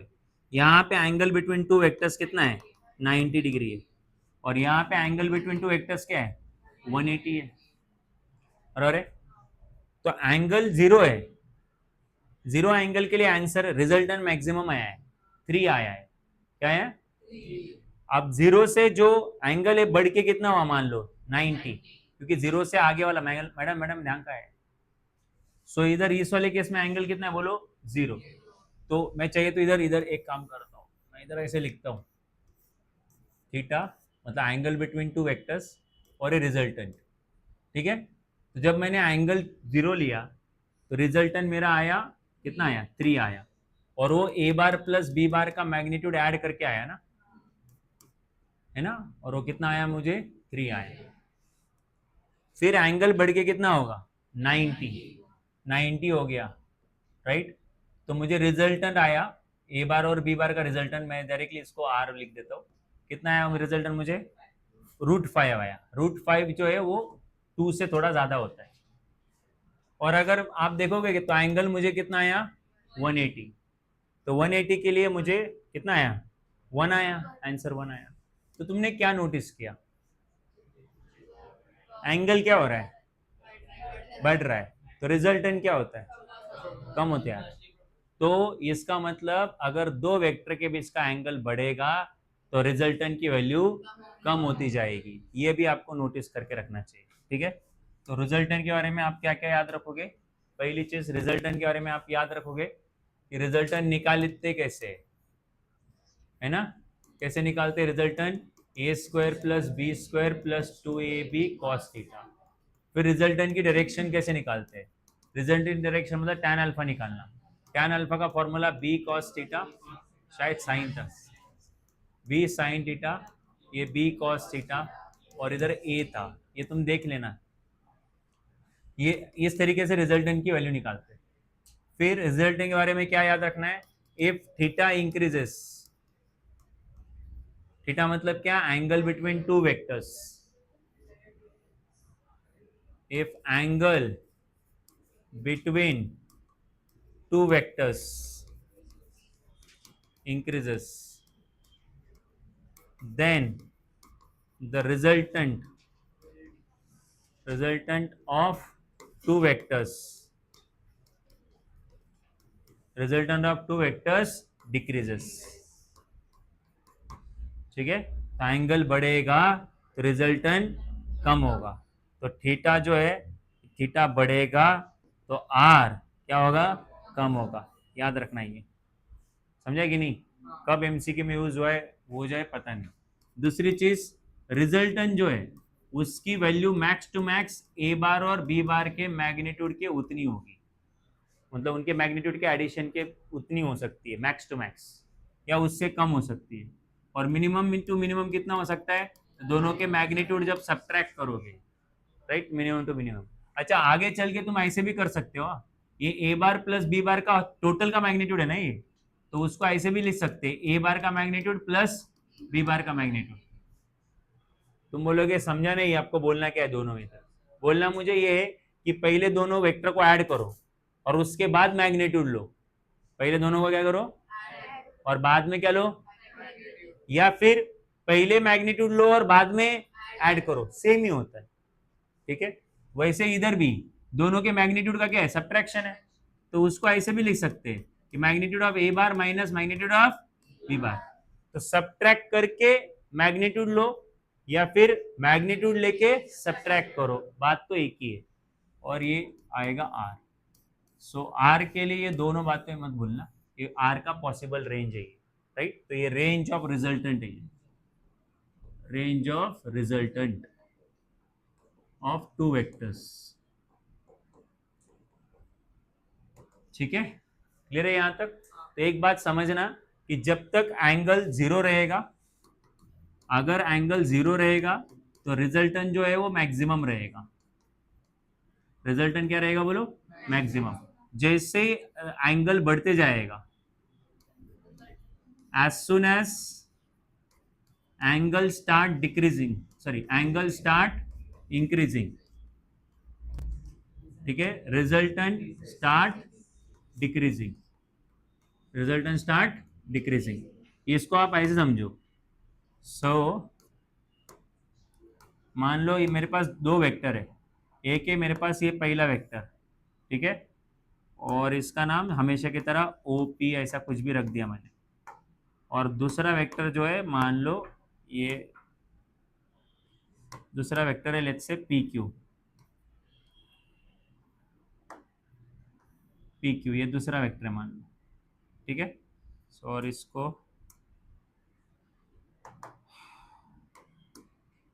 ये पी क्यू, इसको नाम दिया प्यार से ए बार, इसको नाम दिया बी बार। तो फिलहाल दोनों में एंगल कितना है? फिलहाल दोनों में एंगल है 0, क्योंकि दोनों डायरेक्शन क्या है? जैसे मैं दोनों में एंगल बनाने लग जाऊंगा, दिख रहा है दोनों में क्या बन रहा है अभी? ए बार उधर ही है, मैं बी बार को घुमा रहा हूं, तो बी बार को अभी ये देखो, ये इसको भूल जाओ, अभी ये बी बार नहीं है, ये जो मैं घुमा रहा हूं वो बी बार है। तो जैसे मैं बी बार को घुमाऊंगा मतलब क्या बनेगा? एंगल। तो रिजल्टेंट की वैल्यू क्या होती आएगी? कम कम होती आएगी। देखो रिजल्टेंट की वैल्यू अभी मैक्सिमम है, रिजल्टेंट की वैल्यू कम कम कम कम कम होती आएगी, decrease decrease decrease decrease decrease decrease decrease decreases, और जैसे एक दूसरे के क्या हो जाएंगे? अपोजिट, तो रिजल्टेंट की वैल्यू क्या हो जाएगी? मिनिमम। क्या हो जाएगी? अभी भी नहीं समझा? वापस, दोनों वेक्टर सेम डायरेक्शन में, रिजल्टेंट की वैल्यू एंड देन रिजल्टेंट की वैल्यू क्या होगी? डिक्रीज डिक्रीज डिक्रीज, बिकॉज दोनों में एंगल बन रहा है, और जैसे दोनों के मतलब दोनों की डायरेक्शन एक दूसरे क्या रहेगी? Opposite, value will become minimum. अभी भी नहीं समझा? याद रहेगा ये चीज? क्लियर है ये? ओके। सो इसके ऊपर क्वेश्चन आज नहीं हो पाएंगे, कल करेंगे हम लोग। और जब मेरे क्वेश्चन सॉल्व होंगे ये, तब मुझे डीपीपी के डाउट पूछना। कब डीपीपी के डाउट पूछना? जब ये वाले सॉल्व हो जाए, क्योंकि तुम्हें इसमें और प्रैक्टिस मिलेगा, फिर तुमको शायद वो डीपीपी के जो 5 के आगे के हैं वो भी सॉल्व हो जाएंगे। बट अगर आपको ऐसा छोटा मोटा छुटमुट वाला डाउट है कि रूट कैसे निकलेगा, ये क्या होगा, तो वो पूछ लो, कोई दिक्कत नहीं।